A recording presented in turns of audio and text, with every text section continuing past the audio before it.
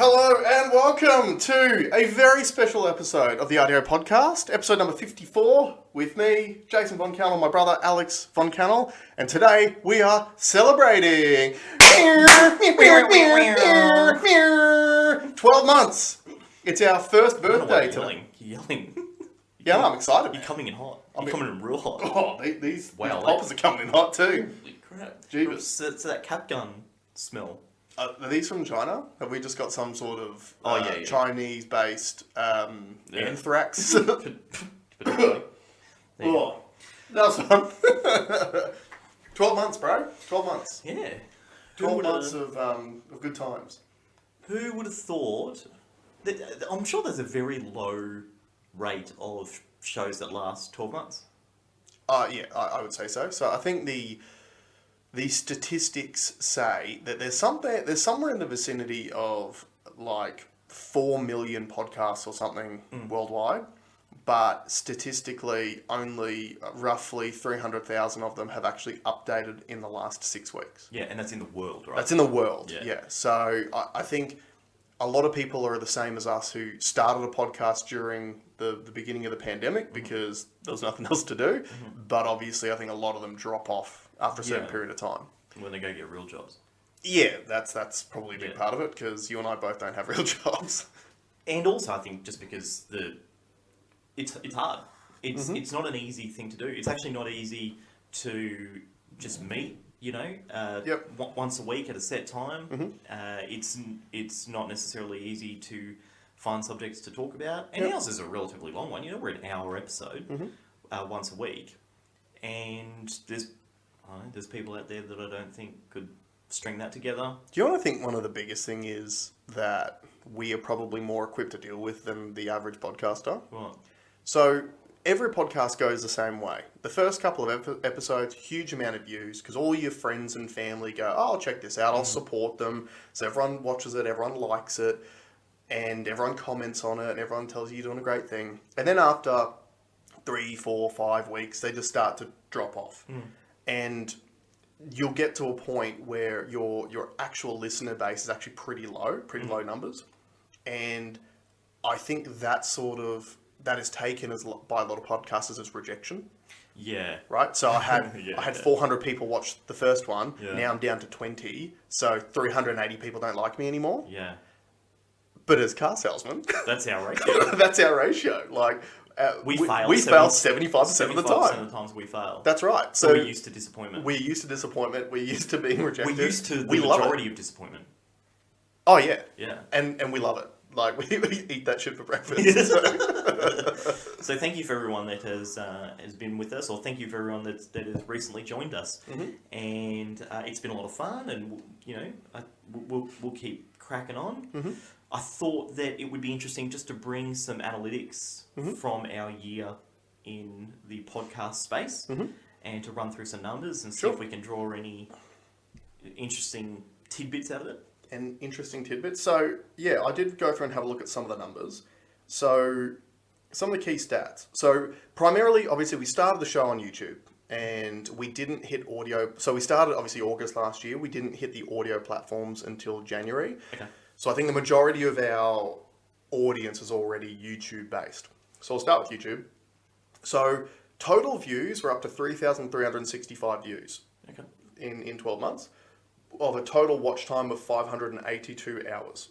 So 582 hours of watching us speak. Wow. It's a lot of time. That's a lot of time. That's a lot of time. Thank you. Our total YouTube subscribers are 56. Yep. Now that actually jumped 2 in the last week, which I found interesting. Okay. Because it goes through periods, and I'm just going to make a point here. 32.9% of our watch time comes from people who aren't subscribed. So any of you out there, 32.9%, so a third of our watch time has come from people who are not subscribed to the channel. Okay. So all of you out there who are watching, could you please hit the subscribe button, hit the like button, leave a comment. It really does help us out.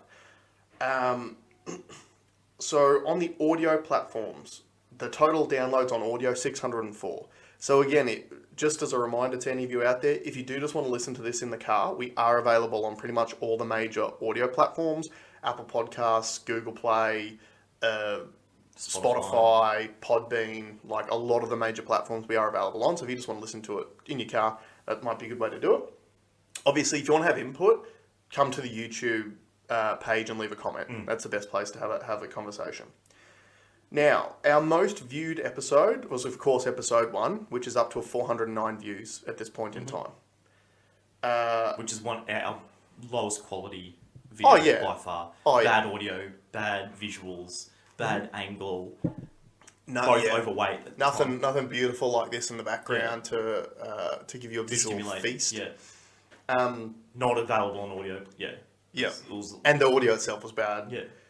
So obviously, like I said, every podcast goes through the same thing. So first 5 videos were over 200 sort of views, and then everything sort of drops off a cliff after that. But after we got into a groove, our next 4 sort of highest rated episodes were pretty interesting because they're all within like 2 views of each other. Okay. So the next 2 highest were with our special guests. So shout out to Liam Randall and also to Rob Bregensdale. Yeah. They were our next 2 highest after we got into a groove, about 81 views each. Yeah. Now, I just want to give Rob in particular a special shout out at the moment because he literally came on here to speak about his club Sub Rosa that he was running and booking musical acts for, and they were having a lot of success during a very trying time. And unfortunately, that club's actually had to close due to COVID and like close its doors for good. So it already closed once last year, and they managed to get it running again, and everything was going really, really well. And then obviously just due to the constant lockdowns, I mean, it's impossible to book talent in advance because you're cancelling people at the last minute. So the capacity limits just make it non-viable.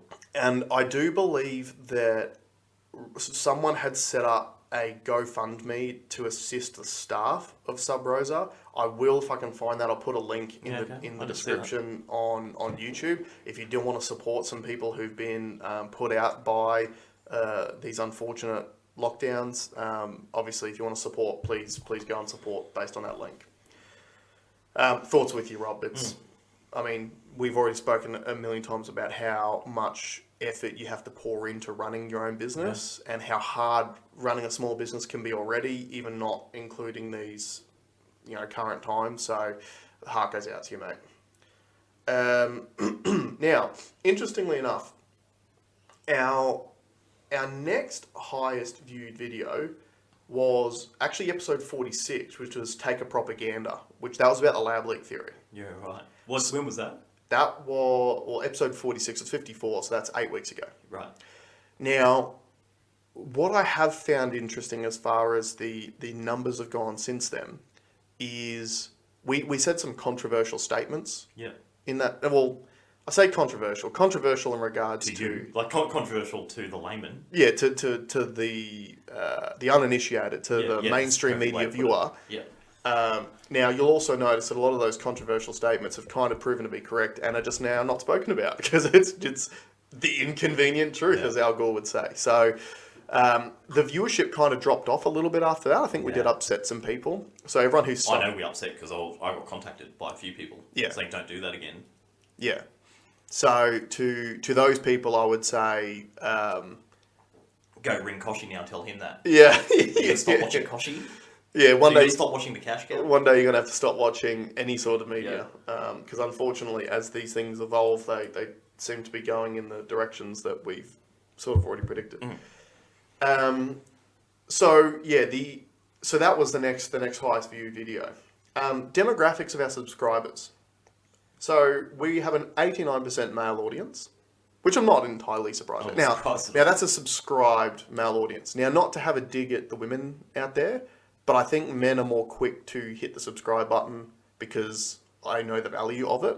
I think women don't know how to use the system at all. That's possibly part of it too. Yep. So it's a scientific fact that women have a brain the size of a walnut. I've heard that. It was on TV, which makes it true. Yeah. 11% female subscribers. Now, I know we have more than 11% ladies watching this. I know we do. So hit the subscribe button. Now, prove how smart you are. Yeah. And they've all just switched off now as well. I'm not scared of losing that 11%. Yeah. Now, another thing too, another demographic I'm going to hit up, 100% of our subscribers are within the age bracket of 25 and 34. So I know we've got some boomers that watch the show. Hit the subscribe button, boomers. And if you don't know how to do it, it's just the button that says subscribe. Just press it. Do you need to have YouTube Premium to interact? Because I'm not sure. I've been signed up for so long. Yeah, no. Okay. You can still subscribe to everything. You can still leave comments. You can still do all that sort of stuff. Can people also, just a side note, can people put in the comments what like for the people that don't pay, I'd be interested to see what ads come up during ours. That's actually a good point. Yeah, I'd really like to see it. Yeah. It'll be KFC. I hope so. I don't care. I love it. That's on all the ads at the moment, which you wouldn't even know. Good. Yeah.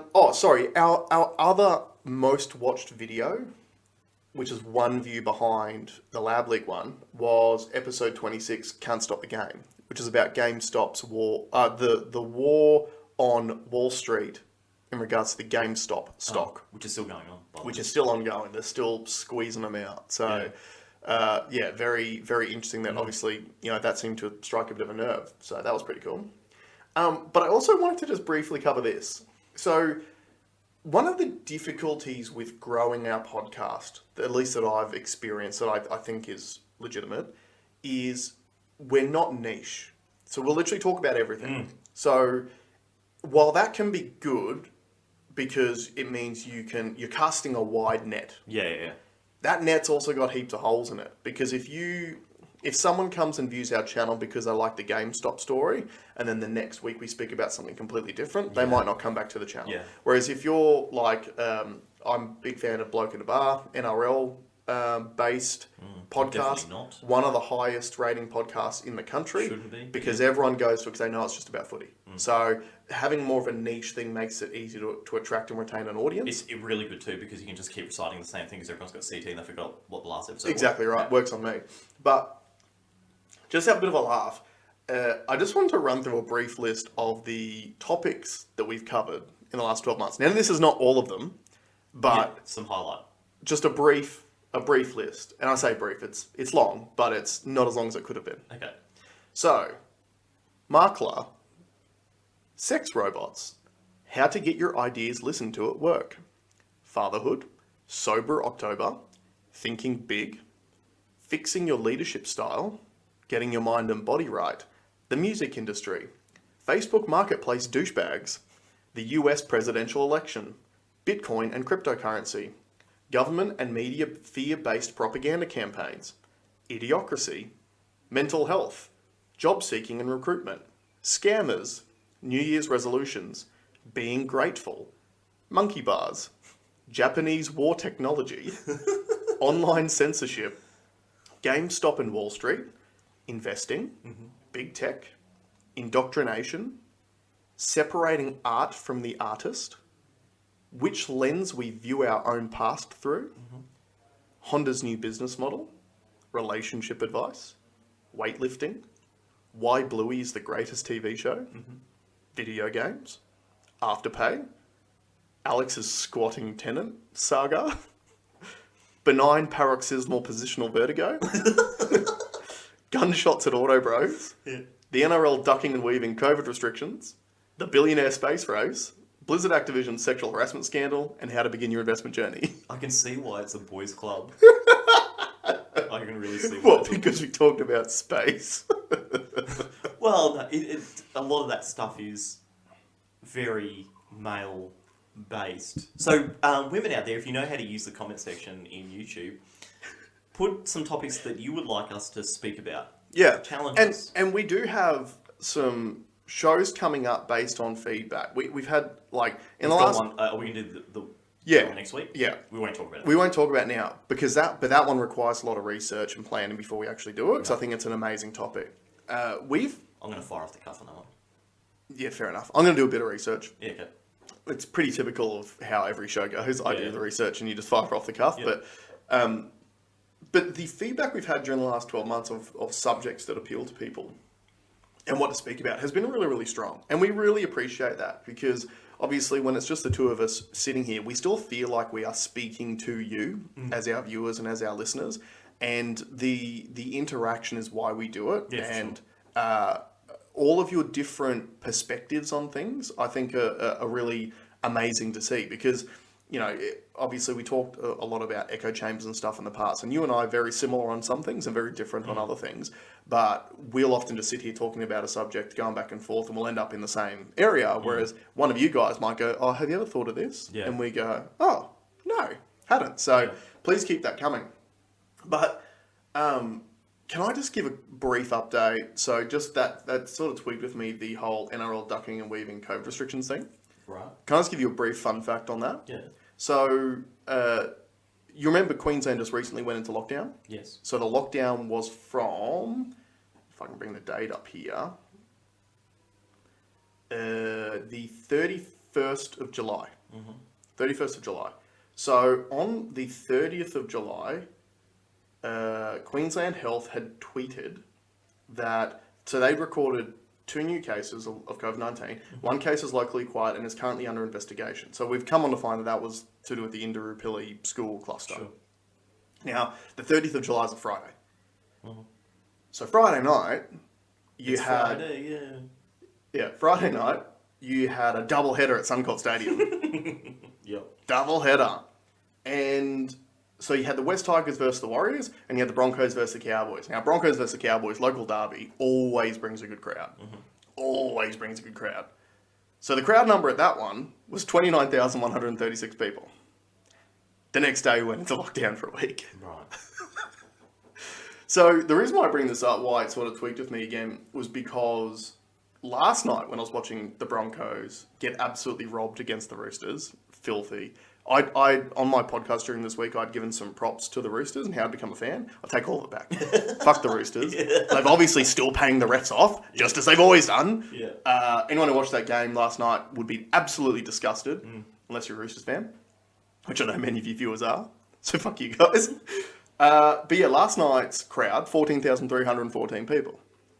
And I just found it interesting because obviously we're still in like mask mandate territory, so you're still not allowed to dance unless you're at a wedding and all that sort of crap. But yeah, 14,000 people at Suncorp last night as well. So I wonder if we'll go into lockdown on Monday again. Anyway. So, I mean, I found it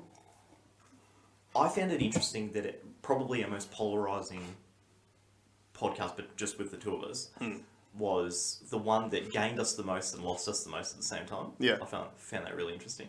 Well, I think that's fairly typical with how people's consumption of media goes, right? Like, well, at least from what we've seen in recent times, I think a lot of people gravitate towards people who are speaking the things that people want to hear or confirming your own beliefs. And if you go and you listen to someone and they don't agree with your beliefs, a lot of people just mentally turn off, like, I don't want to listen to that anymore, and then they move on and watch something else. Whereas the people who do believe it, they're like, yeah, these guys, this is exactly what I believe, and then they come back and they give you that sort of extra support, which I think's sad, because unfortunately there's so much media out there at the moment, but if you just choose to only listen to the people that support your own current beliefs, then you're only seeing half a story, regardless of what the story is about. My biggest argument is that you need to understand the motivation behind what you're listening to. And at the end of the day, mainstream media is based on ad revenue. Yeah. So their objective is not to give you the news, it is to keep you engaged and locked in, so that they can sell ad space to advertisers. Yeah. So that's the most important thing. You need to understand that you are being shocked and outraged because they've realised that that's the best way to keep you in. Whereas at the RDO podcast, we are non-monetized. That's right. We make nothing we are doing out of this. For free. For free. But one of you guys can buy us a beer if you see us at some point, if you want. Yes, and then we'll say whatever you want us to say. Yeah. But that is the thing. That is the thing, right? So everyone's got a price. But that too, I think, is the common misconception when someone says the mainstream media is selling you something. The misconception, I believe, is that people think that you're saying the mainstream media is selling you this, government narrative that's... Oh, yeah, that there's a higher conspiracy type thing. Yeah. But it's not. They're just selling you advertising. So they're selling you whatever they need to sell you to remain relevant. that's right. So at the moment, obviously the big thing is COVID case numbers. Everyone tunes in every day to see what the COVID case numbers are. And the news stations know it because the ratings support that. Yeah. So that means they're going to keep running COVID cases every single day because they know people tune in. And then they go back to their advertisers and they go, hey, look how well we're rating in your highest demographic that you're trying to sell to. Give us more money for advertising. Yeah. Like, everyone understands clickbait on the internet. Like, we all know what clickbait is. Yeah. And, like, all of you have clicked on an article before because you thought it was going to give you some massive revelation, and it didn't. And you had to scroll down, like, like on your phone, but it's this big. You had to scroll that far past all these different ads to try to get to the bottom and still leave unfulfilled because they get paid when you see all those ads. We all know how clickbait works on the internet. Why do you think TV's any different? Yeah.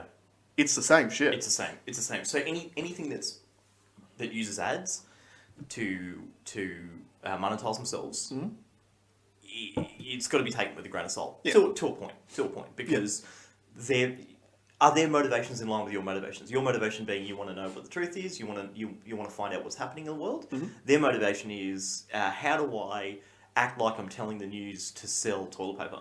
Yeah. Yeah. Yeah, that, and just keep that in mind. Mm-hmm. And that's where, like, I don't like don't do your own research. Well, you should do your own research. Oh, yeah. We actually need to learn how to get good at researching. That's right. That is the thing. So at a time when we've got access to more information than we've ever had in the whole entire history of the world, Critical thinking is frowned upon. yeah. Yeah. Now, I'm not saying don't Google how this is my view and how, like, show me articles of... Well, for a start, don't Google it, because your Google's only going to show you certain things anyway. Yeah. You have to go through like a DuckDuckGo or something like Do you that. know why I actually don't Google stuff now on my phone? It's slow. Right. Google Chrome sucks, man. Like in terms of optimization of a web browser, it sucks. I use the Brave browser. I said it ages ago.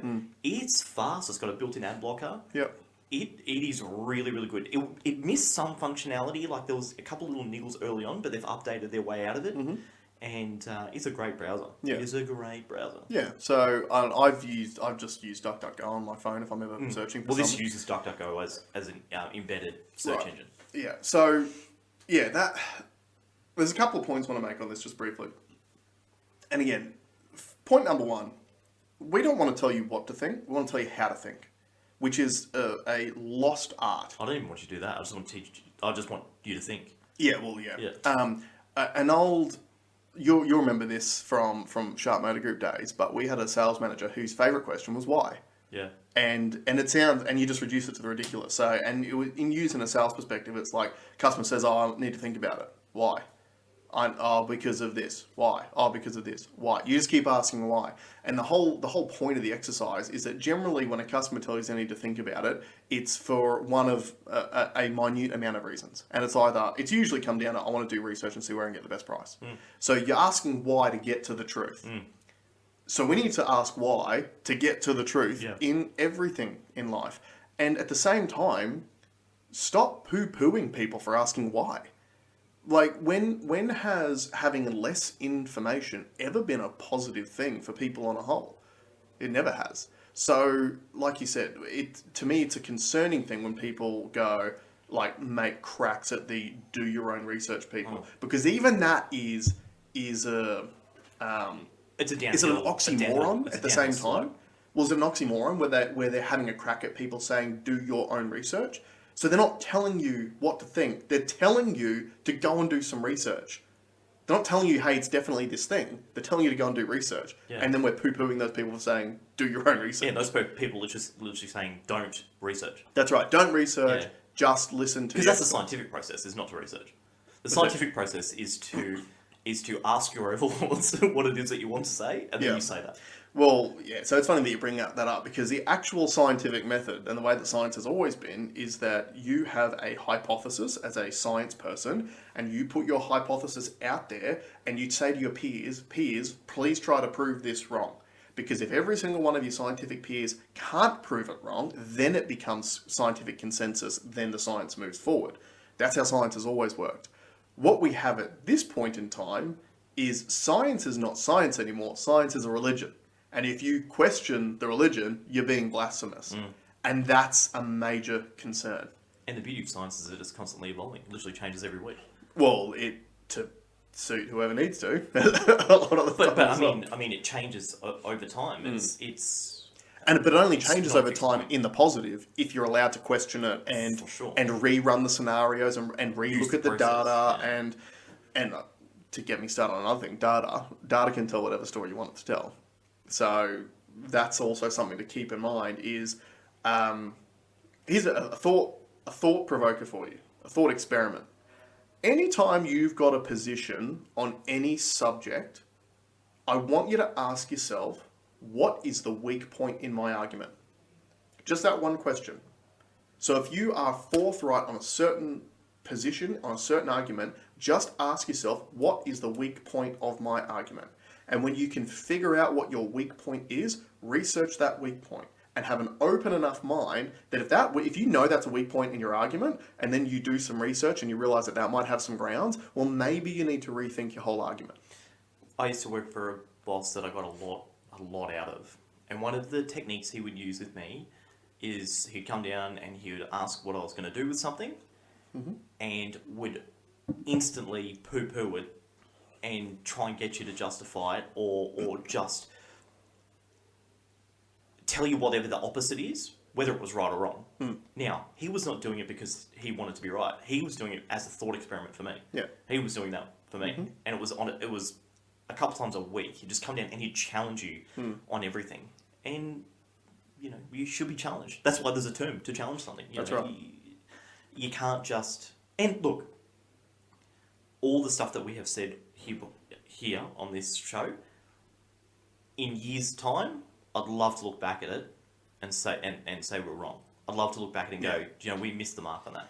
And I would put my hand up and say that we were wrong. But like when you sent me a message last night and said, hey, go back to this episode and listen to this, you were right. Yeah. Now we won't listen. No, we won't go into it. But just out of sheer luck, I had one of our old videos pop up on my YouTube feed, and it had a certain title which made me go, perhaps we made some predictions in that one. And this was from late last year. And sure enough, some of the things that were spoken about, which were polarizing at the time, have now basically just become the norm. Yeah. And I think the thing that I really want to consider, and I want you guys to consider, is, and I've had this... You guys and girls, but 89% guys. Yeah, one girl. That's probably two based on the weekly numbers at the moment. But one of the things in sales, so I've always found it interesting that, and I've had this conversation in private a few times with people this week, where the majority of people think they can't be sold to and they don't like it when they're being sold to.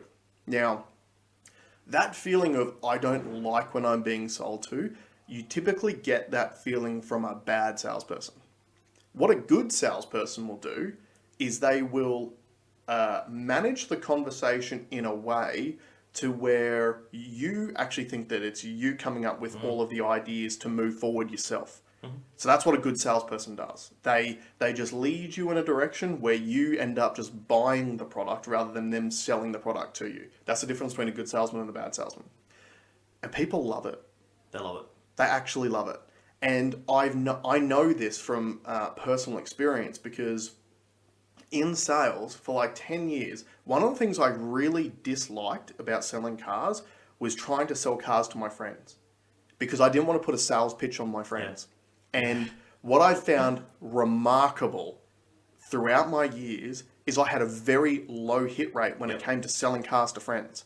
Because I told those friends the factual reasons why this car was the best car for them, why it suited their needs the most, why it was in their budget. I told them all the factual reasons to help those people, but I didn't sell it. And then those same friends would go and look at the Mazda down the road, and then all of a sudden they'd be like, oh, this car's so much better. It's got this, it's got that. Because they had a salesperson put a sales pitch on them. And like I said, my hit rate was extremely low. And these are selling to friends. Yeah. Like, we know how important it is now, these days and age, to support local business and support your friends and try to give them money and all that sort of stuff. So these are friends of mine who had the opportunity to help me out by buying the car that was actually right for them. But because I didn't sell it to them, they didn't buy it. Yeah, that is the thing. And you need to understand, we're getting sold to every day. Well, yeah, because if they don't sell their advertising base, and they become redundant. That's right. So that it is definitely something to keep in mind. Which sort of relevant to this too is that news story that's come out in the last couple of days about the Queensland State Government's 30-person media spin team, that 18 of them are full-time employed, which, when you ask yourself, like, not everyone's got media managers. Like, anyone who's in a high-profile position has media managers, because obviously you need to manage, especially right now, you've got a public health emergency, you need to manage the way that you give that information to your people. Mm-hmm. But a 30-person team, that's a lot of selling going on. So when someone speaks to you about a viewpoint that might be counter to the narrative that you've seen on TV, you're talking one person versus a 30-person team plus a media juggernaut behind it. I can understand why it'd be difficult to take that person's position seriously. And if you think about it like this too, those 30 people are definitely not paid to be critical thinkers. No, they're paid to sell. To sell a line that was given to them. Yeah. That is the structure of it. So, yeah, it is whacked out. Hey, has anyone seen the new Suicide Squad movie? I haven't, based on your recommendation to not see. So I did not like it at first, but I had to pull myself up on it because I was trying to compare it against Marvel movies. Mm-hmm. And it's not a Marvel movie. Yeah. So I watched it a second time. And when I watched it a second time with a more open and broad perspective, I loved it. It was great. Yeah. Okay. And there were some great lines in it. It was beautifully filmed. It's just not a Marvel film. Yeah. Okay, so you need to understand that. But what I found really interesting, and am I going to ruin the plot? Can I talk about it? Hold on, just before you move on, can I just make the interesting point that the reason why you took your first viewing of the movie poorly was because you had viewed it through the guise of a different film style? Yes. Okay. Yeah. And the second part was a completely different experience. I have a similar experience with the Diablo games. So Diablo 2, one of the best games of all time, in my opinion. Diablo 3, when I first played it, I was like, this is shit. This sucks. Because it was too different to Diablo 2. But if I'd never played Diablo 2, Diablo 3 is enjoyable in its own right. Yeah. But it's just not Diablo 2. So because I looked at it like I want it to be an improvement on Diablo 2, it ruined the first experience on me playing the game. Anyway, talk about the plot, because none of you guys are going to watch it anyway. Well, it's still pretty new. I'll talk about it later. But on the Blizzard front, did we talk about the CEO step down? No. So out of all this fallout, and then there's a guy and girl combo that are going to run it. Yeah. Now. Was it guy and girl? Oh, yeah, it was too. It's guy and girl. Yeah. But the shareholders are also suing Blizzard because it looks like they had lied on reports that they were sending out, which they obviously would have, otherwise this would have come out. So, and I just downloaded an 18 gig update for Call of Duty, and the game sucks, man. Battlefield's coming out. You guys are going to suffer. Can you pick your gender in that game, Call of Duty? One of two, yeah. Yeah, so I'd be just picking a female character, because I'm sure you become invincible to bullets. Like, male characters aren't allowed to shoot you. Yeah, but you're not allowed guns. Because Battlefield comes out, I think it's this month or next month. Yeah, okay. And by DICE, and that's going to be magnifique. Magnifique. Speaking of sex scandals, so you've obviously also had Andrew Cuomo, the governor of New York, ousted from office, or he resigned for sexually harassing everyone, because his excuse was he's Italian, basically. That joke's been run to death. But I find that interesting because he during last year's COVID beginning, he was reported as like the gold standard of COVID response. And now anyone who follows American politics is like, yeah, Cuomo's out for sexually harassing all those women. Well, he probably should have already been ousted for killing everyone's grandparents by sending COVID patients into nursing homes. But obviously, this is a more convenient political way to get rid of him because this just sullies him as a pervert rather than sullies the Democratic office as someone who's mismanaged healthcare. But that aside, so he was called the gold standard last year. You've now got Gladys Berejiklian in Sydney, who was called the gold standard last year, who is now copping it every which way. Which my only take out of this is I never want to be referred to as the gold standard of anything. Yeah. Like, just sit in the Fauci middle. was the gold standard of disease response. I never, anyone who's ever referred to as a gold standard. Bill Gates. Neck minute, Epstein Island. Yeah, Bill Cosby. Yeah. America's father. Be the bronze standard. Yeah, that's all we're going for with the RDO podcast. Sit in the pocket. We'll take third place. We will be the wrought iron standard. Yeah, like, you know, we're solid, we're reliable. There's a little bit of rust showing, but that's okay. Yeah. Like, at least it's outwardly We're not shown. make anything special for you. Yeah, because everyone who gets called the gold standard seems to come out as the pyrite standard at some point. Is that there's Fool's gold. There is a rock joke for you there, guys. Yeah. You get a rock joke. Yeah, for all of you, what's it called? Are they geologists? No, they're gynecologists. They're always looking for rocks. Expensive ones. Fair enough. Now, where were we going with all this? Oh, I need to give an update. So from the show that I did last week, which got there was actually a lot of response to that. It was good. Got the question about franking credits. What the hell is a franking credit? Mm-hmm. So a franking credit, to explain it, is a financial incentive to buy stocks in Australia, and basically the company pays the tax on the dividends, so that the person who received the dividends don't need to pay tax again on their income from the dividend. Yeah.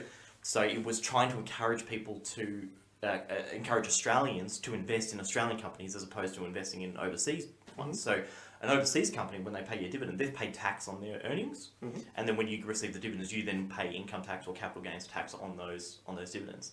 So it's just an incentive. So that's what a franking credit is. Yeah. So good question, Josh, and I want to shout you out too as a valued contributor to the podcast because you always bring good insight and good questions. So thank you. Please keep those coming. Yeah, no, we love it. We love it. Yeah, we love it. So what else have you learned out of the last 12 months of podcasting, Alex? That I feel like our consistency has been very strong, and having a couple of episodes in pocket when, you know, someone couldn't make it or, you know, things happen, lockdown.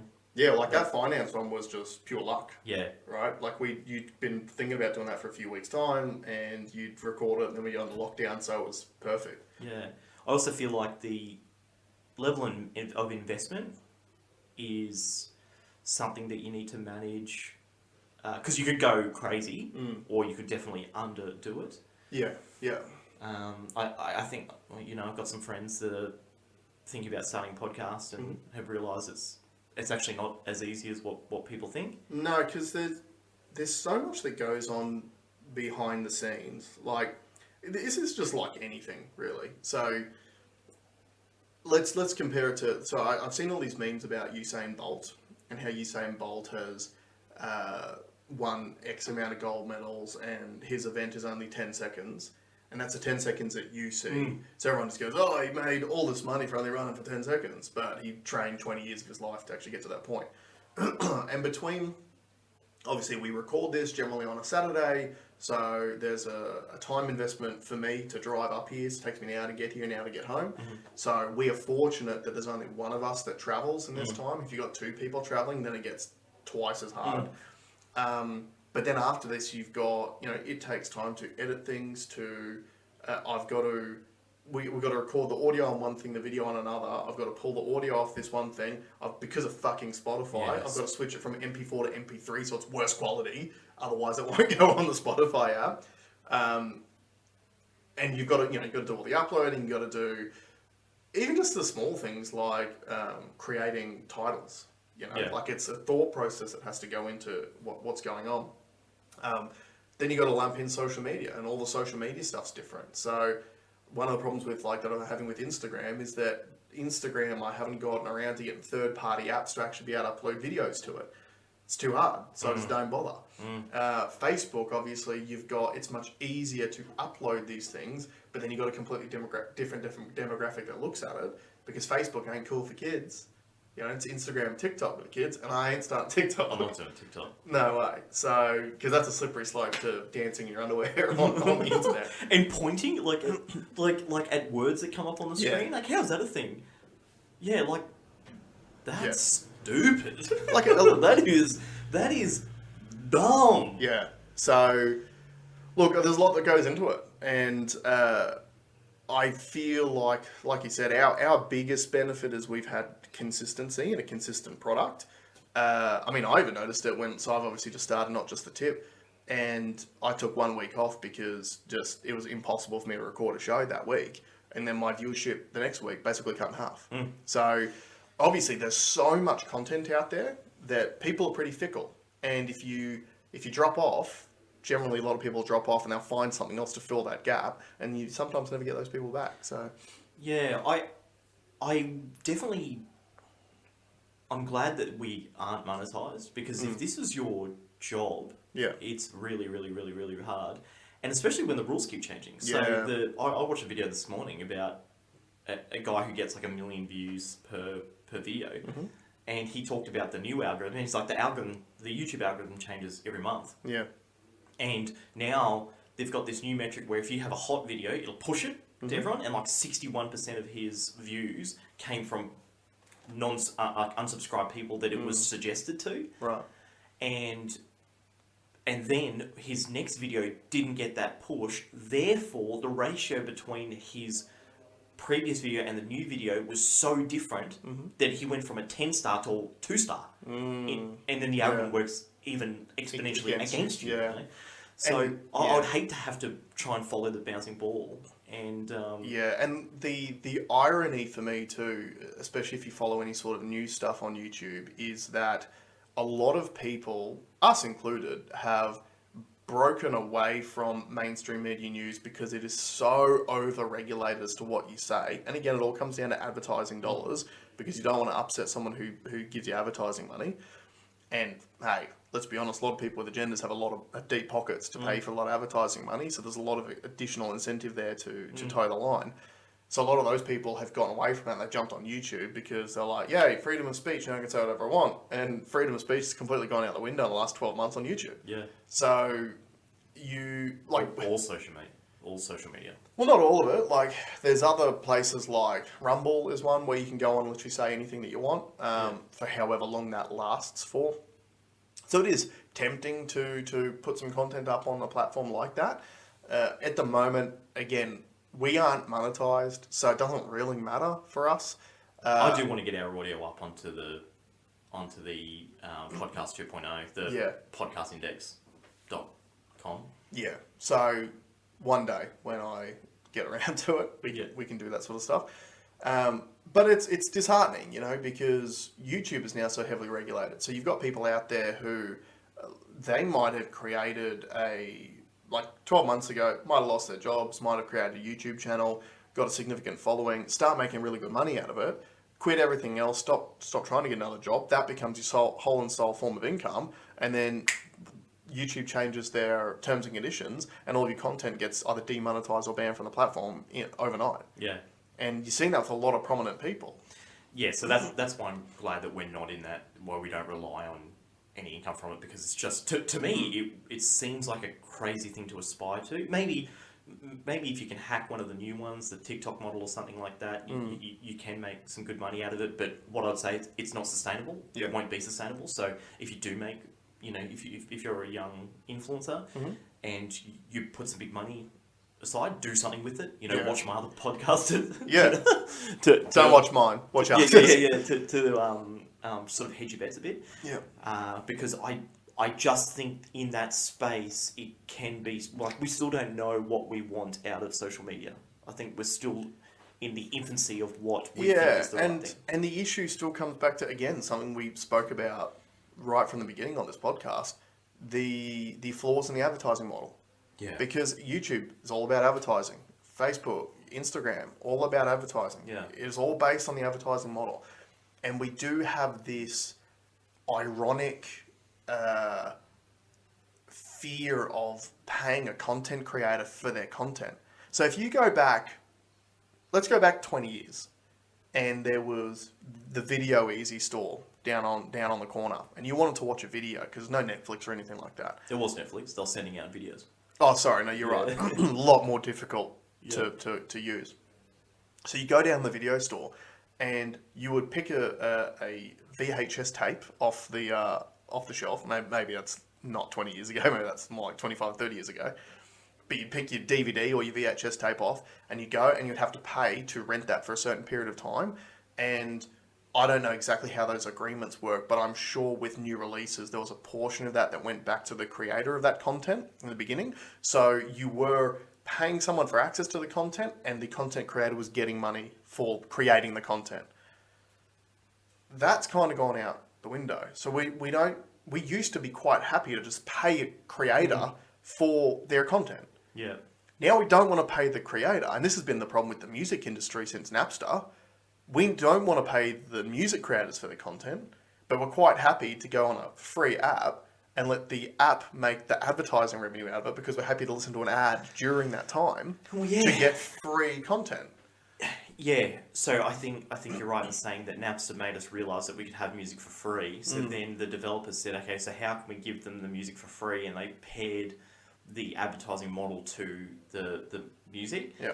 There is a new one that has come out, and I can't think of the name, but it was sent to me, where an artist and a producer in America have started a tech startup where you buy the music as an NFT.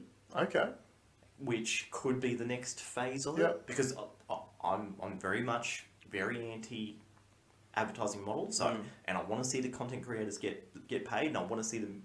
I want to see musicians. I want to see that monetized. Like we talked about Rob. I've had various conversations with Rob about how he can actually make some money out of his music, because the yield that you get out of that advertising model is laughable. Yeah. Is laughable. Yeah.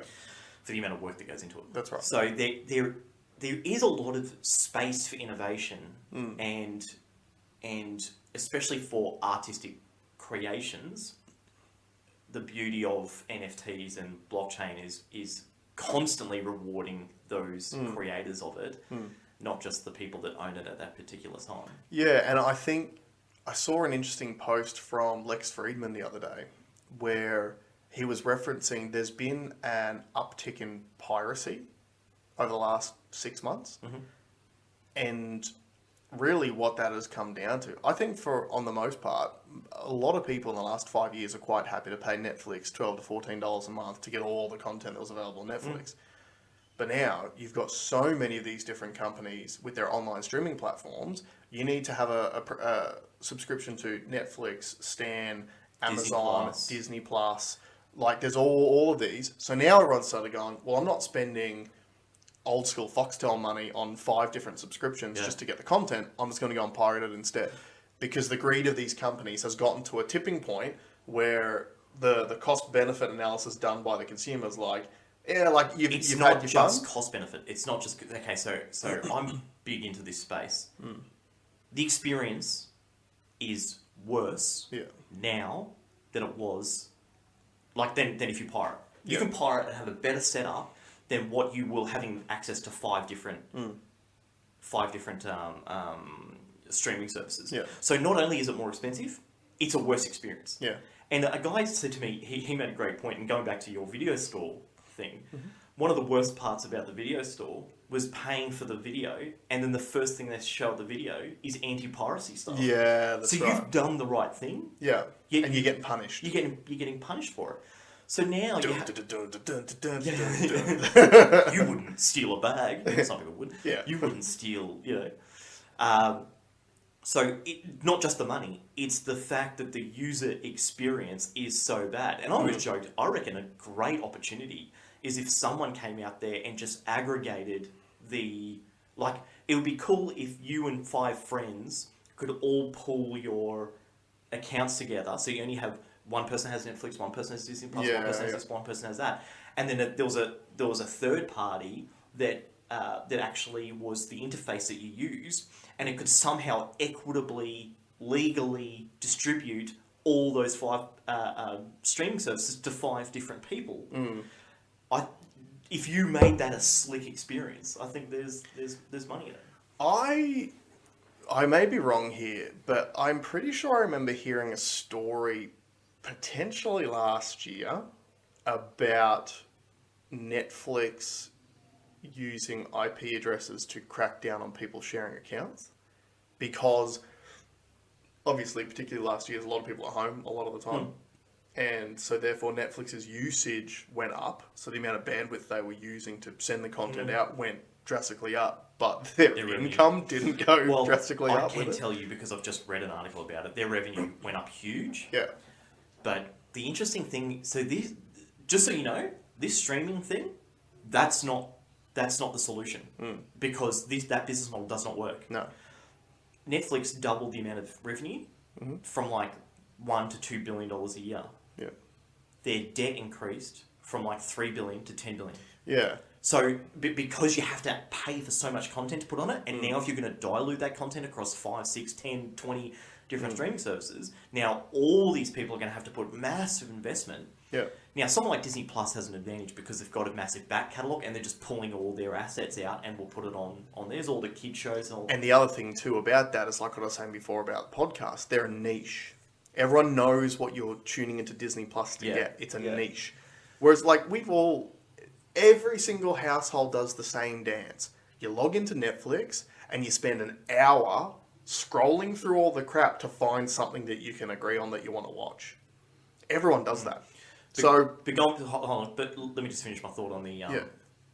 So the way I see the model going is you're going to subscribe... The next stage will be paying for these subscriptions and getting ads.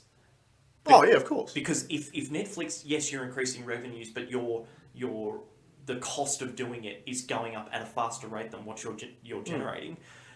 What are you going to do? But you could up the amount, but then your competition will just lower theirs and get more user base and have more market share. We are about to change, and I think the solution is, and this is not, I did not create this, but before I knew about someone else working on this, I had suggested it to you. It'll go back to being similar to payphones, or like the old phone strategy, where you paid a small amount of money and you pay per minute of content. And it would be a very small amount, it'd be in the cents. And if you listen to 20 minutes of a podcast, you pay for 20 minutes worth of it. If you listen to an hour of it, you pay for an hour of it. And as long as that number is not ridiculous, i.e. $15 if you only watch one show, or if you watch a million shows, it's still $15. As long as it represented value for the consumer, I think that model is probably the only fair model. Which I think you're already seeing the streaming companies move towards more of a payment model anyway, because the amount of like premium content things that you actually need to pay. So you've already got the subscription, but then you still need to pay for this premium content. Hey, party's not over, champ. No, I'm getting a headache from it. So you're already seeing that. But the other point I was sorry when I cut you off before that I was about to make was the reason why everyone has to scroll through so much crap is because there's so much crap on these platforms. So think about the cost in royalties to a Netflix to support the amount of C and D grade content that they have on their platforms just to try to show that they've got a big catalogue.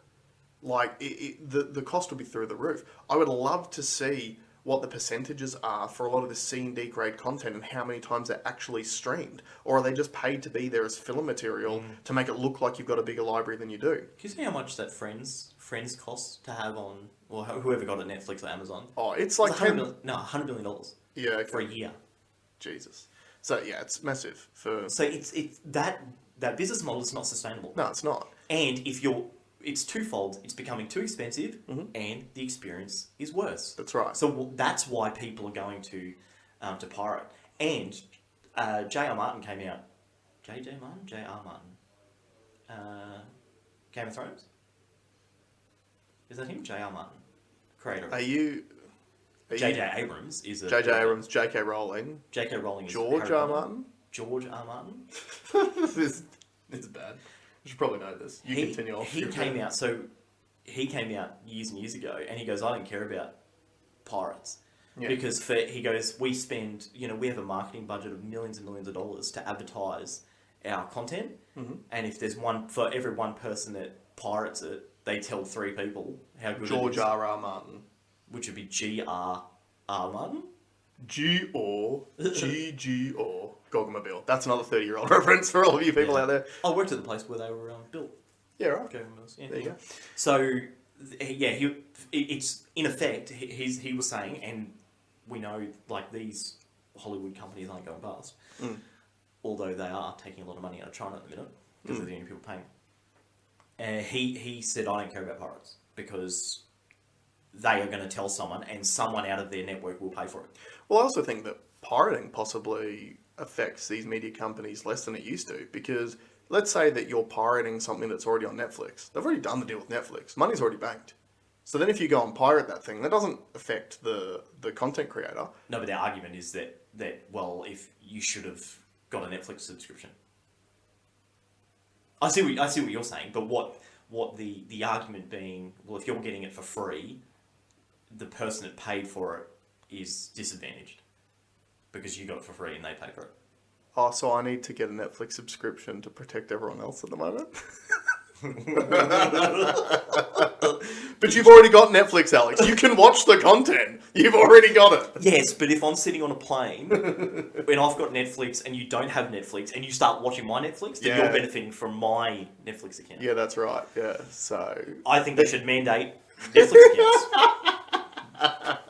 And I think the unions should push the mandating of Netflix accounts. I think, especially in 2021, mandating is a disgusting term. It should be person dating. It should be person dating. Yeah, you're right. I think that just leads into the toxic patriarchy of our society. Yeah, absolutely. Oh, what's a mandate? A mandate tells me what to do? Yeah. Well, I'm not copping that. Actually, you know what? I want a woman date. Yeah. Let's get progressive. I want a woman date to tell me what to do. Hashtag 2021. These are the issues of our time. And this is why we'll never be monetized on YouTube. And on that note, thank you for joining us. I'm going to apologise to all the audio listeners because I think I popped that way too close to the mic. I tried to move it away, but who knows? Yeah, but thank you very much for joining us for the last 12 months. We really appreciate it. Looking forward to the next 12 months. And we'll see you next RDO.